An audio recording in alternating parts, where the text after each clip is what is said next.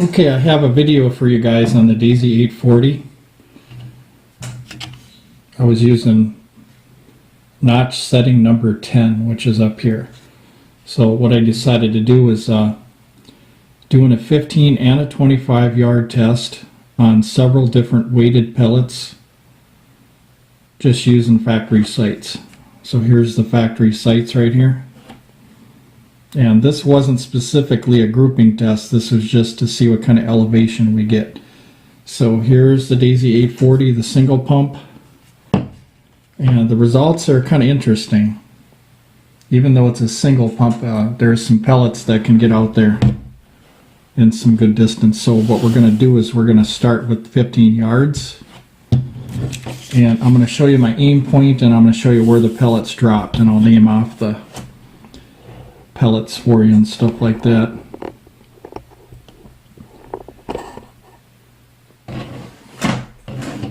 Okay, so what we got here is there's a black piece of tape here, and what I was doing is I was holding the sights right underneath the black piece of tape here. So let's start with the lightest pellet I used. Up here, this is the 5.56 H&N trophy pellet.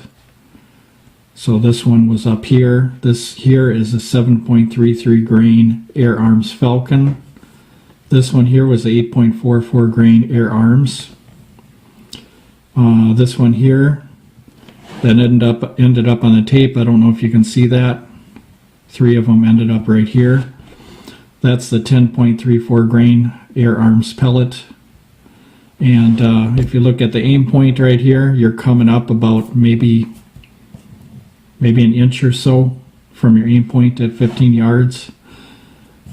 And so what I did is I did some heavier ones, 11.5 grain. This is the H&N Silver Point, or Beam & Silver Arrow, whatever you want to call it. They're pretty much the same kind of pellet. And then the 13 grain, these are the Skenco 13 grain pellets, the ones that come in the cheaper container. They give you less rounds, but they're cheaper. They're like $7 or $8. So I bought these 13 grain Skenco pellets here. They're a pointed pellet, kind of a longer type pointed pellet. So they ended up right about in this area right here. And then of course the 15 grain snipers ended up right there. Now what I want to do for reference is just show you a Popcan. Now on where it's going to hit and stuff if you set up a Popcan. But another thing I wanted to tell you too is for them high ones, you know, you're on notch 10 here. So for them high ones, at 15 yards that I just showed you right there, them 3 pellets, the 5.56, 7.3, and the 8.44. For the high ones there, all you have to do is drop your notches back a couple, and you're zeroed in for 15 yards. So that's no big deal there. Higher is always better on a single pump. Wouldn't you agree with me? So it's always better. Now let's simulate what this would look like with a Popcan. If we put a Popcan right here, say you're just plinking pop cans out in the yard or something. So that's what it's going to look like. The aim point's right there. And let's say you were aiming at the center of the can with the 10 grain ones, you would still hit. With the lighter ones, if you hit in the center of the can, but you just have to realize they might go high on you. Like the 5.56, if you aim right here, it'll go here and might go over. So you might want to aim at 15 yards for these pellets. Aim kind of like on the bottom area. And then the heavy ones right here. See what kind of drop you got there. So that gives you an idea of some of the heavy ones here. You'd have to aim for the top of the can to hit it at 15 yards for all of them pretty much. So anyway, that's for 15 yards. Now let's go to 25 yards, but before I do that, I just want to read off real quick what the ups and drops are. So the ups, will start with them. The 5.56, we're 3.5 inches up from center, or the aim point. 7.33, we're up 3. 8.44 we're up 2 1/4, 10.34 we're up 3 1/4, 11.5 minus 3/4 an inch, 13 grain minus 1 3/4, and 15 minus 2 inches. So there we are with that there. Muzzle velocities for these pellets, the 5.56, 325 feet per second, 7.33 is 283, 8.44 is 262, 10.34 is 234, 11.5 is 215, 13 is 190, and 15 is 177. So once again, this was done at 15 yards, and the aim point was right here. So like I was saying, if you make your aim point on the top of the can, the heavy ones will hit. And if you make your aim point on the bottom, the light ones will hit. So that's all you have to remember. Otherwise, you can adjust your notches down. For the ones that are going over here, you can adjust your notches down, but you can't adjust up for these because you're already on the 10th notch. So let's get this paper out of the way. So I got you the velocities there and everything, all them details. So what we're going to look at now is the extreme drop at 25 yards for some of these pellets. And for my aim point here, I wanted to show you, I was aiming right here, and I had a big piece of black tape that I temporarily put on there. I just put one little piece of tape on there so I can hold this big black piece of tape for an aim point at 25 yards, so I have something to line up with for my aim point. So this is at 25 yards, and look what happened here. Pretty interesting. You know, we're on the 10th notch on your Daisy 840. You aim right down here, and you're going a little high right here. So that's kind of interesting. So that's kind of good to see that. What I would do to figure out your drop charts and stuff like that, I would fire many shots, because they are going to scatter at this distance, so it's hard to tell, you know, what to judge it by. I usually judge it by the center of the group, so I put a black dot there. So that's how I judge, you know, my drop charts, off 3 to 5 shots, sometimes more. So anyway, you're aiming here, and the 5.56 is smack on, or it's a little high. The 7.33 is right here. So what I'm going to do is I'm going to just read the drops for you while I'm doing this, so you don't get lost here. So this is a half plus, about a ½ inch plus above your aim point. The 5.56s, the 7.33s, 1.5 inch drop at 25 yards. The 8.44, now you start getting some real drop here. This is 5 inches.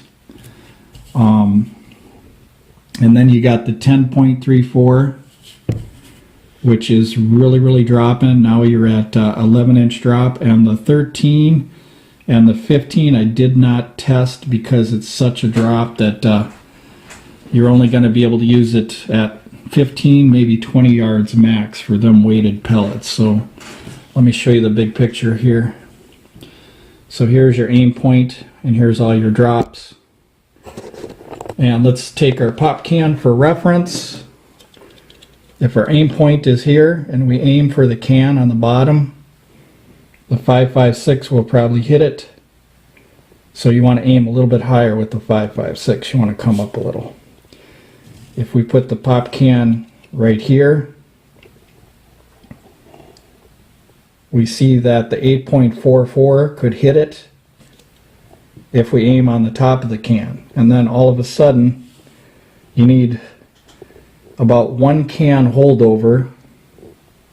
So imagine 1 can on top of this for the 10.34 grain. So 1 can holdover, so you're aiming right here. So if you look at the chart here, you got 1, about, yeah, it's about right in that area. So let me read the drops for you right here. So this is pretty good information because of the fact that it tells you what kind of pellets you may want to consider buying depending on your purpose and what you're doing with the pellets. If you're at 15 yards and you like a you know, a drop in your trajectory, you know, and you're living in an urban area where you only got 10 yards to shoot, and you want something that's going to drop for safety, then I would go with the heavy ones, because they will, some of these heavy ones will get out to 15 yards, but they'll drop a little bit. But at 10 yards, they should be fine. 5.56, we got plus a ½ inch, 7.3, minus 1.5, 8.44, we got 5-inch drop, 10.34, you got 11-inch drop, 11.5, 13, and 15 grain all didn't make it at 25 yards. And one other tip or pointer I wanted to tell you too is if you guys are shooting inside at 10 yards, I found out that the 15 grain will zero right about at 10 yards for the Daisy 840.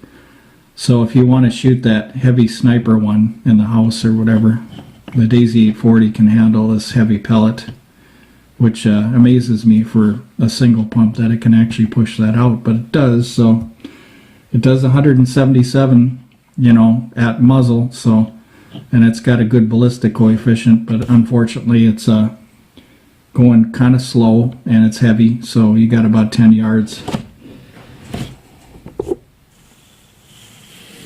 Alright, so here's a look at the charts one more time.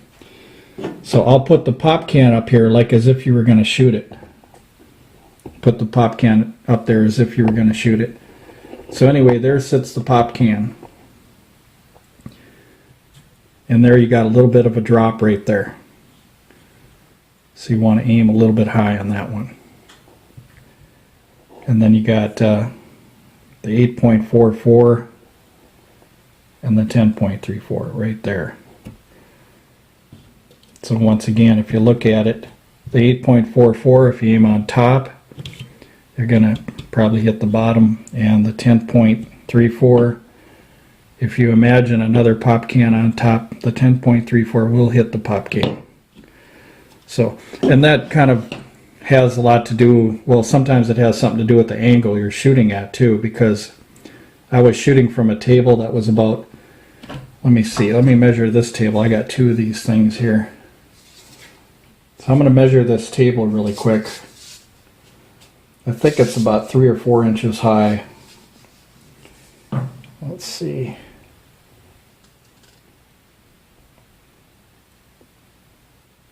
Yeah, well, we're about it's about 2.5 feet. It's a lot shallower than that.